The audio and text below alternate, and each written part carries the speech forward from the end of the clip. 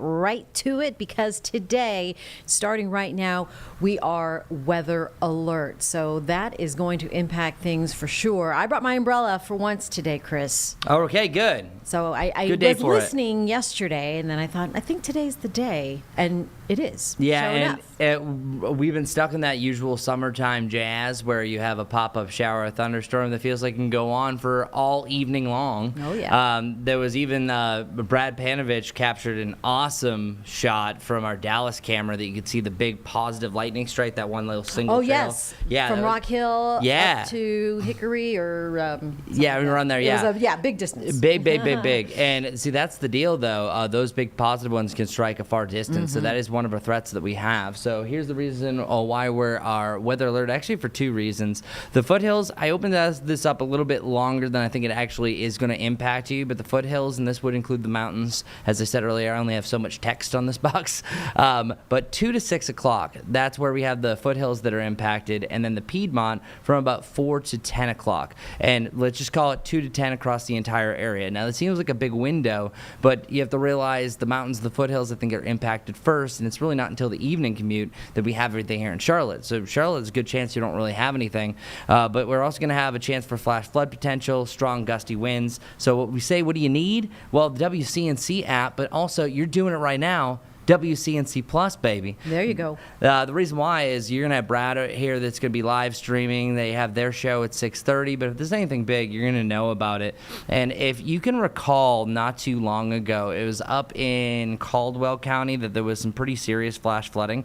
I'm not saying that it for sure is going to happen, but we have the type of profile that's called training rain, training storms, and that'll allow for one storm to develop after another, and it's at that point that maximizes our rain totals. So we do have a medium threshold for excessive rain impacts, and then we also have a low threat for severe weather. Truly, I think that there's a better chance for some flooding rain, mainly in the foothills, more than anything, but you will have a low chance for some isolated wind damage. But I truly don't think that that's really any different than what we usually have had over the last couple of days, that you have had some minor wind damage, some down tree limbs and such like that. Because check out some of these rain totals that I'm looking at on our Futurecast that I trust the most.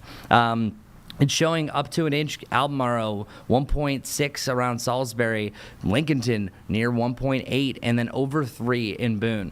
Do not take this as, hey, I live in Boone, I'm receiving 3 inches of rain. What I usually take this in is we're looking at a trend that you can dial it down, that some areas are going to receive a lot, some not as much, the usual summer soaking. But the areas that see 1 to 2 inches of rain, that's going to overwhelm the gutters and some of the drains, especially from the rain that we've seen recently. But if you get that 3-inch mark, that's where it could lead to some flash flooding, especially low-lying areas along the creeks. So I just want everyone to be weather alert. So let's get to your timing. Here's the storms expanding across the mountains as early as noon. That's where we first see it. But the reason why I don't open up the window for our threshold for flooding or anything like that until 2 is because I really don't think that's where it's until then that you see the heaviest rain, that we're seeing some of the bigger impacts.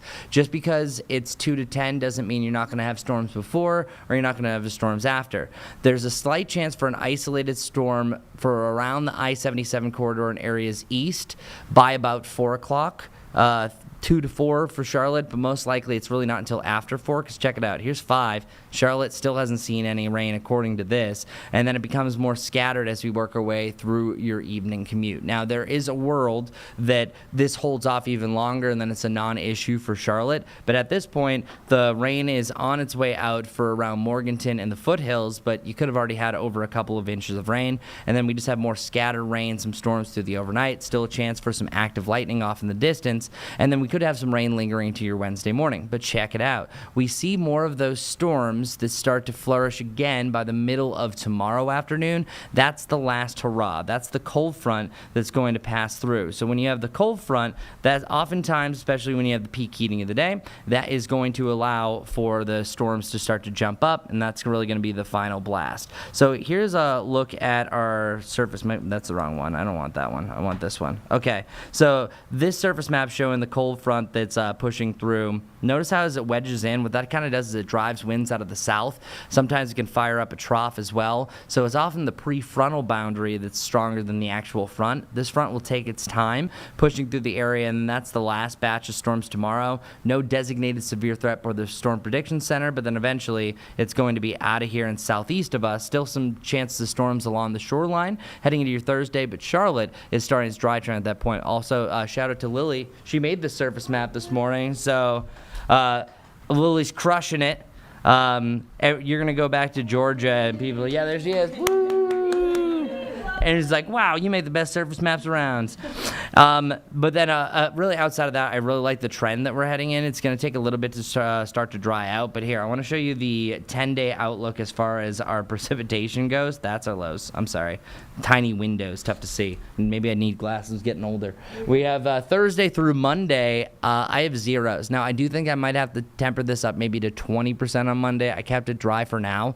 What's actually going to happen is we're going to have an extended front that is going to dip its way to the south, and that's going to lock a high pressure system. That's the high. It usually keeps things nice and sunny. That's why we have such a long trend without a rain chance, because what that does is it has sinking motion, so it suppresses our rain chances. Well, that starts to break again, and they start to return on Tuesday heading into Wednesday. As for our high temperatures, boom, 90 today, a cool 90, 88 tomorrow, and then back to the 90s. Now, if I'm wrong and we hit 90 degrees tomorrow, we continue our streak through 14 plus days, and this could be one of the longest 90-degree streaks in history. But likely either today or tomorrow is going to just miss that 90-degree point, and it's still going to be another humid one. As for our lows, there's not really too much to write home about. 71 to 72 to 73. So if you guess one of those numbers, you have a likelihood that you are going to say right.